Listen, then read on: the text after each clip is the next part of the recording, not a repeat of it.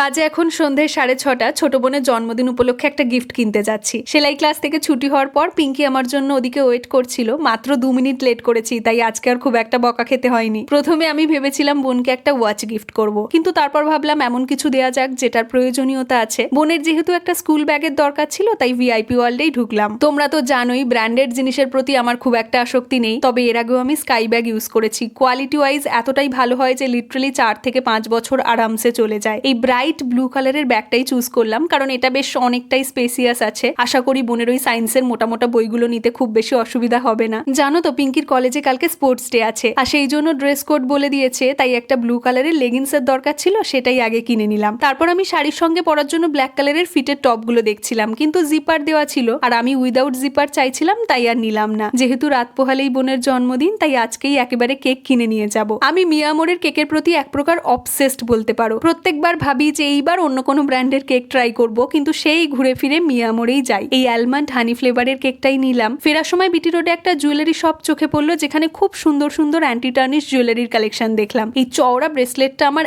এত পছন্দ হয়েছিল, দাম ছিল ওই 450। যেহেতু এগুলো অ্যান্টি টার্নিশ সারা বছর পরা যায়, তাই দামটা একটু বেশিই হয়। তোমরা তো জানোই পুজোর সময় আমার গোল্ডেন ব্রেসলেটটা ভিড়ের মধ্যে হারিয়ে গিয়েছিল, তাই আজকে আবারও নিজের জন্য একটা কিনলাম। চলো এবার আমরা বাড়ি ফিরি, দেখা হচ্ছে তোমাদের সঙ্গে পরের ব্লগে। বাই।